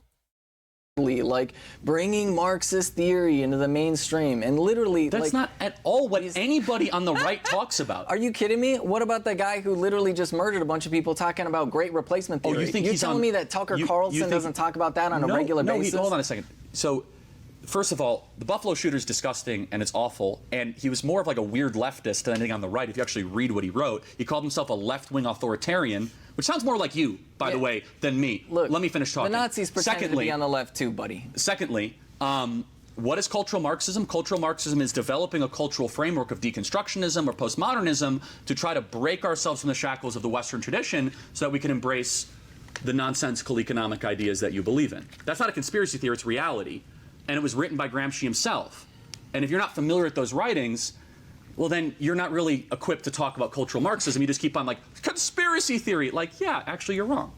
Like, go to the roots. Sure, buddy. Sure. Is that your response? Sure. Thank you, Ben. Thank you, Charlie. How do people in a Marxist society overcome oppression? Yeah, well... They leave. Okay, sure. So why don't you live in a Marxist country? I'm just curious. Why don't I... But come on, let them answer the question, Charlie. Come on, they asked the question. You didn't even let them answer. Why do you even have someone asking questions if you're immediately just going to use it to be like, quick, ha, punchy point, and then immediately move off the topic and not let the other person that you brought on to answer these questions respond to them? That's just terribly bad faith. Live in a Marxist country? Well, I mean, aside from the fact that I was born here and I would like the United States to be a better place, the reality is, like, when it comes to overcoming oppression, I mean, just look at, once again... If I was the Young Turks, I would sue Charlie for slander for having Young Turks contributor under their name and say, please edit it so it says former. We do not want to be associated with this tomfoolery. Place. The reality is, like, when it comes to overcoming oppression, I mean, just look at, once again, Vietnam, right? Vietnam invaded by the United States. Is that not oppression? Or what about North Korea, for example? In North Korea, we killed 1 out of every 5 people in their entire country. Is not the very minimum of evicting colonizers and evicting imperialist armies. Hold on a second. I don't want to argue about the Korean War, but here's a question. Why does Stalin and Mao get to choose who's in charge of North Korea? And why does North Korea get to choose, specifically the Kim family, the future of Korea? What was so special about Kim Il-sung that he was the one that deserved to unite the Korean peninsula. I don't want to get too much into the history. There should have been a democratic referendum on the future of Korea. That didn't happen. But why is it that they are the true Korea? And that South Korea can't be considered it? They were both, South Korea and North Korea were horrifically authoritarian, despotic regimes. Why is it that North Korea is like the real one? And they're the one expelling the colonizers. Why did we invade Korea? Why did we invade Korea? I'm asking you. No, you tell me. Because the truth of the matter is their economy, first and foremost, they were, obviously, Imperial Japan was occupying Korea. Then you have the socialists that liberate Korea from Imperial Japan. Then you have all of these powers coming in the middle of Korea at the end of World War II and ended up splicing it up. So the reality is, one of the reasons why... That is true. It's still simplistic. It wasn't just the social... whatever. We invaded Korea is because we were deeply upset that anybody anywhere in the world would be socialist. Because do you think Korea is going to invade the United States? Hold on, right after so let me ask you a question. That's why I just sighed and moved on. I was like, technically true, but unbelievably simplistic. We're about to invade. Where is it a better place to live? Seoul, South Korea, or Pyongyang, North Korea? I don't know. It depends on who you are. Yeah, if you're in North Korea and you're Kim Jong-un, it's better to be in North Korea. If you're in South Korea and anyone else, then yeah, it's better to be in South Korea. You believe there's not even a question of who, an average everyday worker, Pyongyang, North Korea, or Seoul, South Korea, right now? It really depends on who you are. Ask poor... What are you talking about, man? Get out of here. Get out of here. Why are you giving Look at Charlie's literally pogging at the fact that Benny said this. It's like, I couldn't have gotten better bait. This is the best $3,000 I've ever spent in my life. Poor people in South Korea, how they're feeling about their system of government. They are kissing. If you ask any of them, would you like to be part of North Korea? What do you think they're going to say? What do you think they're going to say? The majority of South Koreans want American troops in South Korea to defend against invasion. There is a growing percentage of the South Korean population that want to nuclearize to fight off a potential nuclear threat from North Korea, trying to leverage that to take over the peninsula. Usually, if you're talking about getting nukes and wanting foreign troops on your soil to stop an invasion, that doesn't indicate that you want that invader to take over or that invader has a good thing to offer you. Just look at the average standard of living. Look at how South Korea could respond to a famine in comparison to how North Korea could respond to a famine. Well, how did the last famine North Korea handled go? Didn't go well. In the ground, Why did kill what was it, 2 to 3 million, 5 million people? I forget exactly, but it was in the millions. Every day that they are. Why are there so many defectors that defect from North Korea that then That was in the 90s, wasn't it? When was the last famine in North Korea? I think it was in the 90s. North Korea famine. It was 1994 to 1998. Yep, it was in the 90s. 240,000 to 3.5 million. Wow, that's a range, but that's not surprising considering it's the Hermit Kingdom. defect back to North Korea? Name one. What do you mean? I'm not going to list them off by name. Name one. Well, you can just Google it. Oh, you can Google it. Have you ever heard of Yemeni Park? Yeah. What about her? What about her? Why use her of all the people? That's the worst person you could possibly... There's so many horrific things you could bring up against the North Korean population, not population, North Korean government and its actions. And you use... oh my God, how do you pronounce her name again? I know this is the person who went on Joe Rogan, and everybody makes the meme about, like, in North Korea, they will beat the soles of your feet to make you run faster to work. Like, just like ridiculous claims. They've memes made out of her because of the ridiculous claims. A lot of people thinking she's just saying what Westerners want to hear. And I like the hyper sensationalism around North Korea is, for a lot of people, most represented by her. And even if you don't agree with those accusations for whatever reason, still any other number of people you could have used as an example, or any other number of atrocities that the North Korean government did. And you've got to use Yayami. Have you ever heard of Yemeni Park? Is it Yemeni or wasn't it Yaomi? Is it Yemeni? I didn't think it was Yemeni. I was like Yaomi or something. Was it? 1 second. Let me look it up. Is it Is it? How do you pronounce the name? It's spelled Yeonmi. Whatever. Yeah.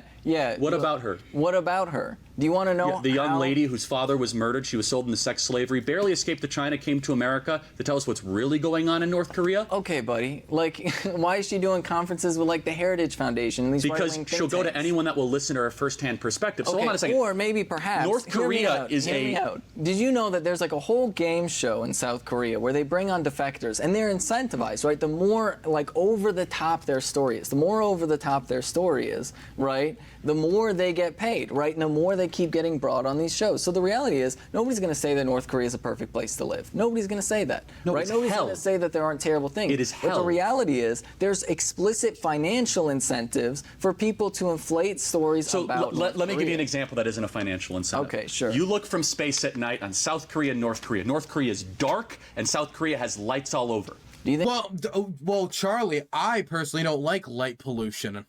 that has anything to do with the sanctions that the United States has on North Korea?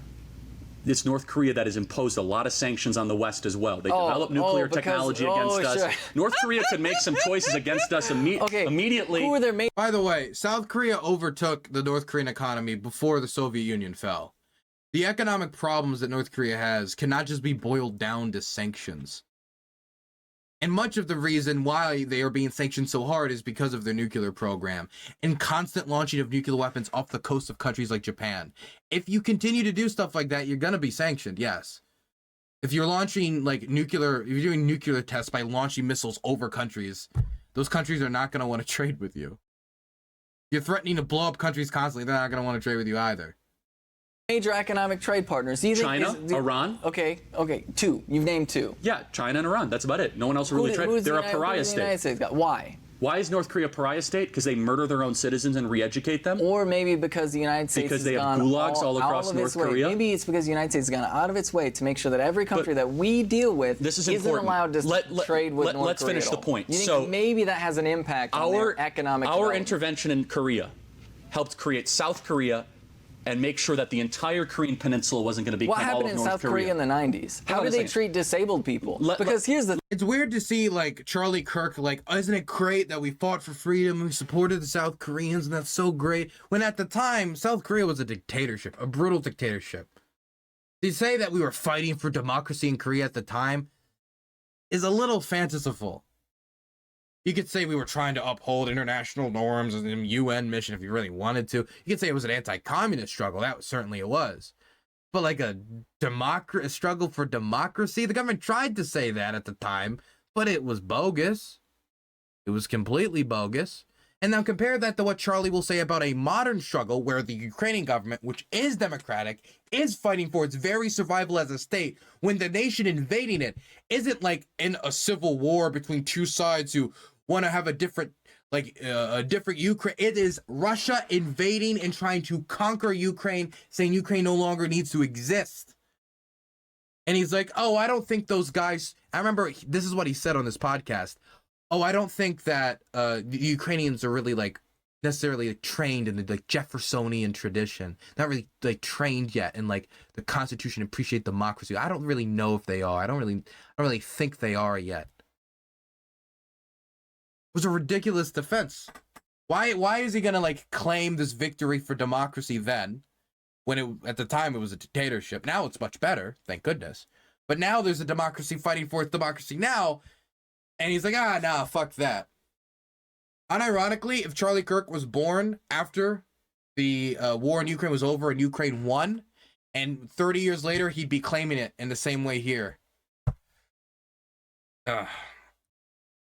Let me finish. They literally, you want to talk about concentration camps. Let me finish. South Korea was putting people in concentration camps. They were putting disabled it's so people, patently ridiculous. homeless Let me people. finish. Thanks to America's intervention, 100 million South Koreans right now live in a free, democratic society. Absent America's intervention, Their society's not democratic. They would be all like North Korea, which they are poor.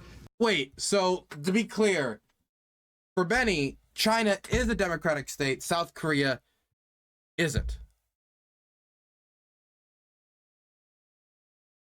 Okay.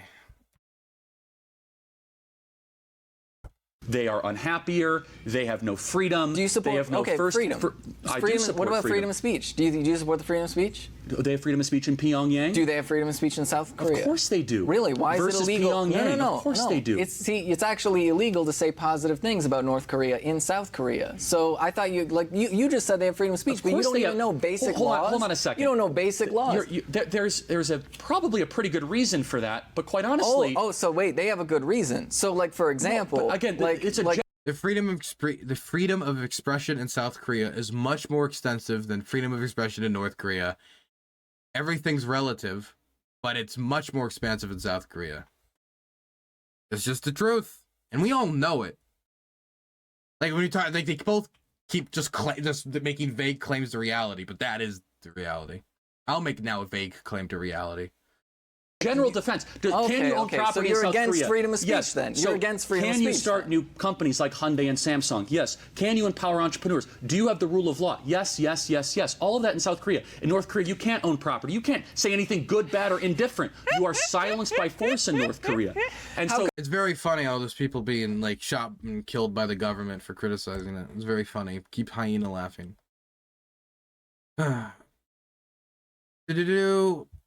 Oh, sorry. They have a lower incarceration rate than we do. who in North Korea? Yeah. Oh, you trust the North Korean numbers. Everybody's We're not talking about the North Korean numbers. whole If you look at like country the CIA's is incarcerated. Numbers. You look Everybody at the CIA's is. numbers about North Korea. Everybody in North Korea is So you're incarcerated just by making up living there. platitudes. Like That is such a that is bad faith from Charlie, man. That's not whatever. No, Come it's on. not. The whole country's an open air prison state. Okay, sure, Next. but I mean, they don't let people leave, so that is technically true, but that's not what they were referring to. Question. Ben, is there room for religion in Marxism?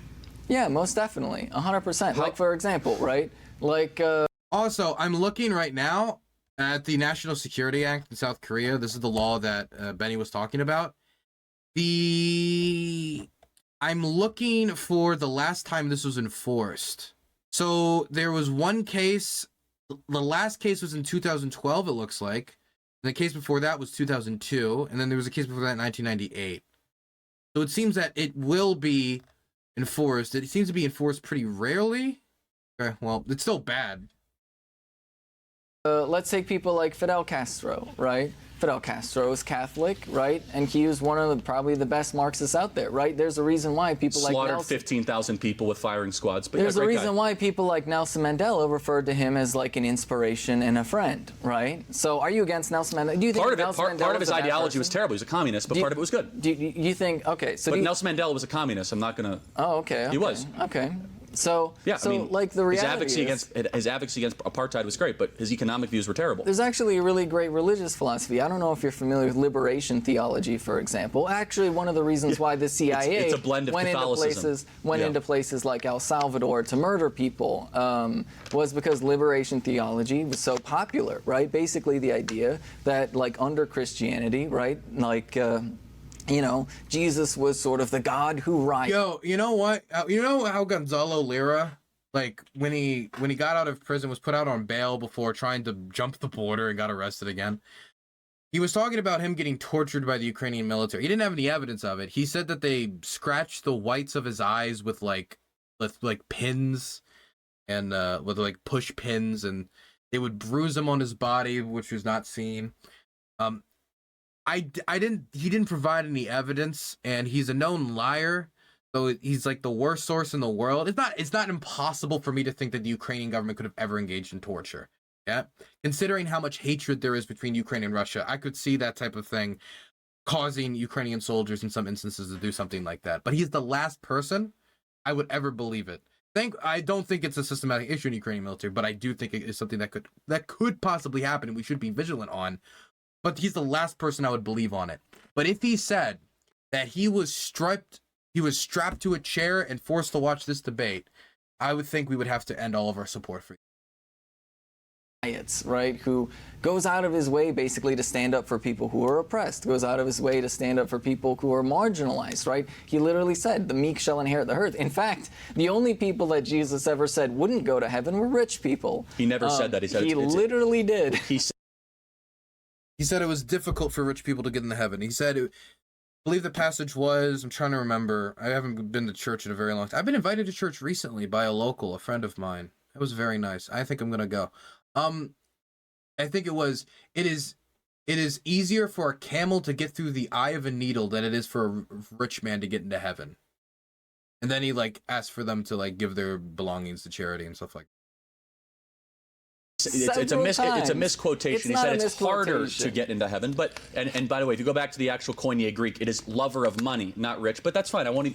You're not totally wrong. Okay, right. So like the reality is like there are tons of different religions that are like completely compatible with Marxism, and there's nothing inherently against it. Now, Marx had specific theories about religion. He said it was the opiate of the masses. Yeah, he said it's the opiate of masses, which a lot of people misinterpret, right? A lot of people misinterpret. See, what Marx meant by that was that, you know, religion plays a very critical cultural role in alleviating pain and suffering that marginalized people feel, which is very understandable, right? Like, if you're struggling in a very difficult world, like, obviously turning to religion, believing in that there's a higher power, believing that even in your difficult circumstances, that if you work hard and you be the best person you can be, there's going to be an afterlife waiting for you, where you'll be able to live in peace, right? Like, none of that is contradictory to capitalism, but it is about the reality, or none of that is contradictory to Marxism. But it's central to this reality is the idea that so many people, they only have religion as an outlet for self-expression because capitalism forces people into such brutal conditions.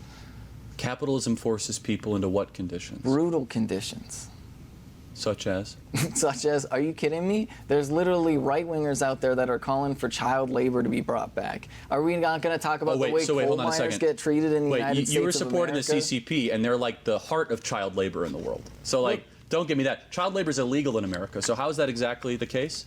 Look, where was China 20 years ago versus where... Dude, come on, Benny. This is such an easy dunk. Actually, in a lot of the states where you support the candidates in, they're trying to loosen the regulations on child labor laws. In a lot of Republican states, the party you support and want to see win back the White House in 2024. And then you can start citing the different states that are loosening the regulations on very young people working in sometimes dangerous, quite dangerous jobs, like in meatpacking factories, which actually caused a few children to die recently. China poor, today? and they got rich largely because we offshored our labor. And obviously, like, the difference in labor is still extensive, but this is such an easy point. Such an easy point that Benny could make. But Ben, let's just in the wind. Just in the wind. I got my $3,000. So hold on, let's be very clear about the China stuff before I go back to another point I want to make. China got rich off of our deindustrialization and a massive labor arbitrage because they could undercut our wages. And whose fault is that? Well, of course it's our own fault. That's not the point. The point is that it wasn't because of the brilliance of Xi Jinping. It was because of the treachery and their ability to exploit their own citizens as pseudo-slaves to go make a bunch of plastic and fentanyl and bring it back into the West. See, but this they is don't create new stuff. They don't start new companies. They simply just say we have more people. Are you telling me that Huawei? Are you telling me Huawei They're a is bunch of creating new thieves. stuff? They steal Western technology. Sure, yeah. buddy. Okay. Then who's sending vaccines all over the world? Pfizer, AstraZeneca, Johnson & Johnson, and Moderna. Really? Because the United States is sending that many vaccines? Well, I hope we don't send that many vaccines, but I mean... Well, I mean, we did I don't know how many we did, but we did send some of our vaccines overseas. I don't know how many we did. I don't remember. Okay, literally last year, China was sending about half of all the vaccines that they made around the world. They were sending to other countries like half of all the vaccines that they made. There's a lot of people that are vaccinated today specifically because of the hard work and dedication of people in China. I hope nothing happens to them. Right. I wouldn't trust the Chinese vaccine, let alone a Pfizer vaccine. But yeah, so I just want to get to this. I have a more interesting, I think more important question. Do you think human beings are naturally good? Human beings are naturally social, right? Which means that human beings could be good or evil, right? The reality is that, like, what makes us good is also what makes us evil, right? Because the reality is... Why does she keep saying the reality is? You said it once, you said it again, you said it... It's a phrase, it's a term. Really like it, apparently. Really like reality. Like, what would you do for... Is it like, if we say it's the reality over and over, will people just accept it? Is that the idea? Family.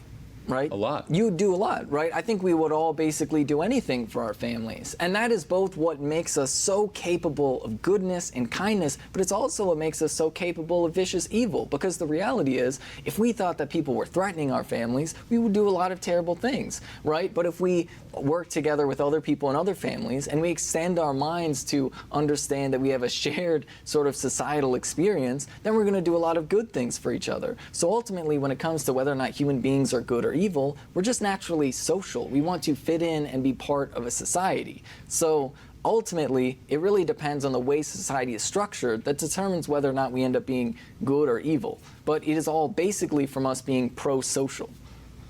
So why is it that every civilization encounters the same problems then, regardless of its circumstances? What do you mean every civilization? What do you mean the same problems? What do you think these problems are? I'll articulate it. From the Aztecs to the Incans to the Mayans to the Egyptians, the Indus River Valley, to the Chinese Empire, the British Empire, Attila the Hun, to Genghis Khan, to Julius Caesar, to the Greek or Roman Empire, they all go through the same sort of cycle. So, where they start to allocate power to a lesser and lesser group of people.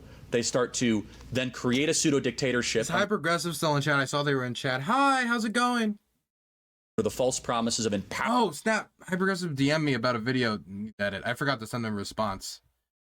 Oops. Oops. Empowering people, and then the cycle of selfishness, murder, strife, division, famine continues on end. And the only thing that ever broke that cycle was the West. The only thing that ever broke that. Okay, how come the Iroquois Confederacy didn't have those problems? Oh, so tell me about the Iroquois Confederacy and the great contribution to humanity they made. I mean, like the United States Constitution? Oh, you think that our Constitution is derived by the Iroquois Confederacy? I mean, ask Benjamin Franklin. He would admit it very directly and explicitly. He didn't write the Constitution. It doesn't matter, right? All of the founding fathers. No, it actually played a does role matter. in it. No. I feel like whether or not the Iroquois Confederacy had a big impact on the Constitution or just like a small incremental impact, I assume it would be a smaller impact. I think Benjamin Franklin is somebody I would listen to when talking about the Constitution in early America. He's fucking Benjamin Franklin. He's on the $100 bill. I think being on the $100 bill makes you an authority on early American history, but whatever. But I'm also, one second, let me look this up because I know I have a bias against anything either of these people say. I'm assuming everything they say is wrong. So I'm going to double check it just to make sure. So, let me tell you, if you actually, hold on. Well, so, ask James Madison. Yeah, how about, so let me get this. What Federalist paper is the Iroquois Confederacy mentioned in? It doesn't matter the Federalist because papers. It really wasn't an inspiration. Do you think the Federalist Papers were the only thing that were written back then? No, but it was the most, Hamilton, Madison, and Jay went. It seems that, okay, so the History Channel says the Iroquois Confederacy no way an exact model for the U.S. Constitution. However, it provides something that Locke and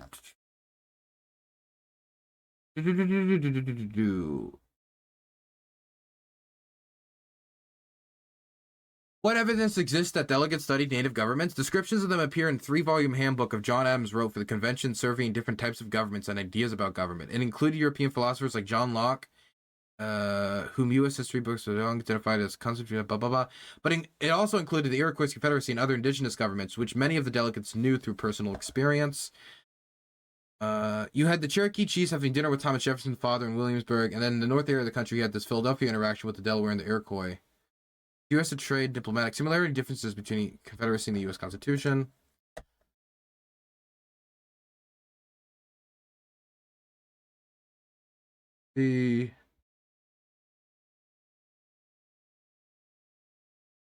It seems if it did have an impact, it was very minuscule, but there also seems to be debate about its impact. Well, I'll leave that to the experts. Through private musings of why they wrote the Constitution and you think that they didn't care what Benjamin Franklin or George Washington had to say? So I want to make sure I understand this right. So the Iroquois Confederacy, you think, is where we got separations of power, separated powers, consent of the governed, independent judiciary, and consent to the governed. Not the Pilgrim colonies, or the Bible, or the Mayflower Compact, or the Magna Carta, or the writings of Augustine Aquinas, Hume, Burke, Locke, none of the people that Hobbes were alive at the time. John Locke. Look, where do you think these people said that they got their ideas? Like, the reality is, why do you think the Enlightenment came after all of these colonizers started visiting people in North America. So you believe in this like weird, unfounded, mystical belief that It's we not stole unfounded. This is from actually the like indigenous people? This is actually a very standard understanding of world history. If you have even a marginal Hold on a understanding second. of So anthropology. you think that John Locke stole from indigenous people? Are you kidding me? All of the Enlightenment philosophers stole from All of them. indigenous folks. So what did Kant steal from the indigenous people? Like, are you kidding me? The categorical imperative came from some tribesmen. No, not the categorical imperative. They don't have to necessarily steal every single That's thing. so let me get this. But like, the reality Machiavelli, what did he study? Because we didn't colonize when Machiavelli started writing. Well, what did he Machiavelli is a steal? really interesting character. No, what did he steal from indigenous people? I mean, I wouldn't say that, like, Machiavelli, to my understanding, he didn't really interact with people like indigenous folks in North okay, so America, nothing right? there. How about Aquinas? What did he study? What did he steal from indigenous people? What do you think these people, like this is the thing. This is the whole mythology of the United But just States. build out It's your argument, completely please. Like, unhinged, prove it. right? Like, give specifics because it's rather critical, right? So, like, what did Aquinas steal from indigenous people? Like, okay, you're naming random people. I'm talking they're about not the random founding people. fathers in the United States. Okay. Did Aquinas write the Constitution? Aquinas inspired every single founding father. They all read it. They knew it backwards and forwards. John Adams said no individual theorist or author was more instrumental to my metaphysical worldview than Thomas Aquinas. That's because, look, are we going to ignore the fact that the founding fathers were incredibly racist? Dude, wait, what? What does that have to do with what they're talking about? Look, Charlie has an advantage here because if there's anything that I know that Republicans love to do, it's nerd out about the founding fathers, right? They love the founding fathers. So getting into an argument about the founding fathers, if you're not educated on it, arguing with Charlie Kirk and the founding fathers is not smart. Not smart unless you know what you're saying.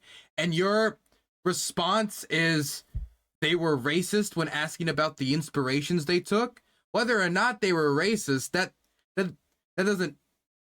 Yeah, they were. As was everyone at the time.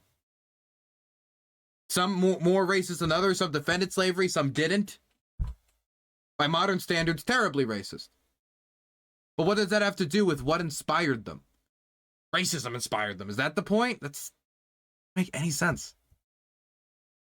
Do you think that they were... okay, like, so you think they were racist. of course they were racist. So then why did they try to Where abolish did George slavery? Washington get his teeth? Okay, so how many states decided to make the Northwest actually, Territories... answer this question. Where did George Washington get his teeth? They were blended individuals, no doubt, mixed. But you know what you and I both have in common? No, I want to answer the question because I want to make sure that your audience... When he says they were mixed, is he referring to the race of the people that had the teeth taken from them put in George Washington's mouth, or is he referring to the quality of the character? I think the second. I would exactly assume where that he George probably Washington got them. his teeth. So to make him look bad, you're going to say he got him from a slave or he exploited somebody. But here's the truth about George Washington. He ripped teeth out of people's heads while they were alive. He ripped teeth out of people's heads. Here's the truth about George Washington to put in his mouth. outside of your Nicole Hannah-Jones highly emotive argument.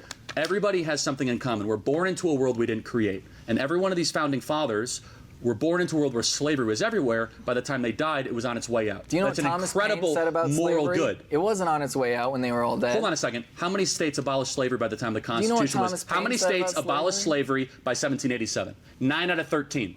So a majority of states had already abolished it. Northwest Territories. Why did they structure the Constitution in such a way to give slave states more representation? Happy to walk through it. Northwest Territories, first act of Congress, free or slave area? Free. Unanimous. Article 6 of the Northwest Territory. First state to abolish slavery, Vermont, 1777, inspired by the writings of the Declaration. First anti-slavery convention, 1775, chaired by Benjamin Franklin. When is slavery? George Washington said it's not a question of if. It's a matter of when we abolish slavery. Thomas Jefferson admonished King George in the original draft of the Declaration of Independence. That means very saying little. that slavery is a great evil that we blame King George for. He was also very Thomas angry. Jefferson abolished the slave trade into America. Hold on a second. For telling them they couldn't keep killing indigenous folks. Thomas Jefferson said very clearly in the Virginia House of Commons in 1790 that we must abolish slavery. He abolished the importation of new slaves as one of his first acts of president in March of 1807. The founding fathers fought tooth and nail to abolish slavery. So you have a misrepresentation, an intentional... You know what happened? It depends on the founding father. Some founding fathers were defended slaveries, others didn't. It's not across the board. Some of them actually believe slavery should be abolished and also own slaves themselves. Polemical argument to try to misrepresent the great heroes of the founding fathers. When they banned the importation of slaves, what happened? what ended up happening was the slave trade went down, Eli Whitney creates the cotton gin, and a whole new debate of slavery gets reignited. No, see, that's actually not true, right? The reality is, do you know what happened? The slave trade, I guess, went down, if you're talking about international trade. The United States set up literal farms where human beings were bred. Human beings were bred and forced slavery was going down dramatically in the 18 teens. Slavery. 18 teens, it's going down. 9 out of 13 states that abolished it. You were just talking about the 1770s, and now all of a sudden we're at the 18 teens. Guess what? We just jumped 50 years. Thomas Jefferson was president in 1807. So you got to get your years right, okay, before we talk about this. So he was sworn in March of. We're at minute like 48, and now we're making historical corrections. They were making fake countries up earlier. Okay. At minute 48, it's like an Easter egg at the end. There's actually like a correction. Of 1807. He was governor of Virginia in 1790, wrote the Declaration in 1776. So when did slavery end in the United States? Great question. It began to end in 1777, a process of decoupling from an ancestral evil where we have more people in the world right now that are slaves today than back then. The process began 1820s. The debate reignites because of John C. Calhoun, the creation of the cotton gin. We fight a war over it. We win the war and slavery is abolished. That's a. I saw somebody called Benny a bitch in chat. We have bitch banned in chat. I have to ban it universally because I've noticed that it just seems to be used against women more. And so due to the fact I've seen it used somewhat sexist in chat before, I have it banned. So the person who was just timed out, that's the reason why. It's also because you're a bitch. Pretty awesome track record for a country that inherited an evil that every other country prior to it had. It was the West that got rid of slavery. It was William Wilberforce. It was John Edwards. It was George Whitefield. It's easy to kind of do your thing like, well, it's terrible, it's bad. Yes, it's easy to call balls and strikes on a society you didn't create. It's easy to try to lecture the rest of the country, be like, you know, these people are so terrible for something you didn't toil for or sacrifice for. Have an ounce of gratitude for what these people created and the country you get to live in. It was the slaves that were toiling. They were slave owners. Also, by the way, slavery was never abolished. We literally have it in the Constitution to this very day. Oh, I'm sorry. What's the 13th Amendment? Thank you, gentlemen. Ben, we'll hear your. Oh, Ben, you could have responded with the involuntary servitude. The 13th Amendment. This was the thing you started on. No! No! No! It's such an easy dunk at the end. No! Whatever. Closing remarks now. Yeah. Fundamentally, at the end of the day, the state can work to suppress the interests of capitalists or... I think they did and they cut it. I noticed the cut. I think that might have happened. But my standards for Benny now are so low that I doubt it.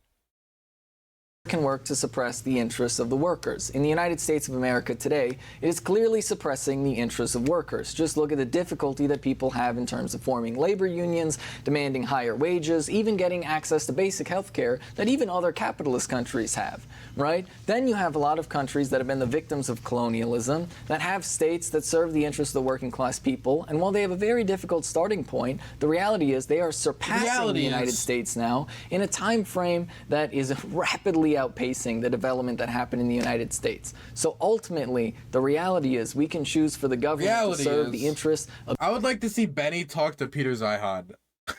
I'd like to see... I would love to see that interaction. I would like to see Benny just dropped in like the deepest of water and just see what happens. The very rich few, or we can have a government that serves average working class folks. So I just have one question. I'm sorry. Do you trust the government? This government? No. But once again, we have to ask the nature of the state. But then why would you want to make that government bigger? No.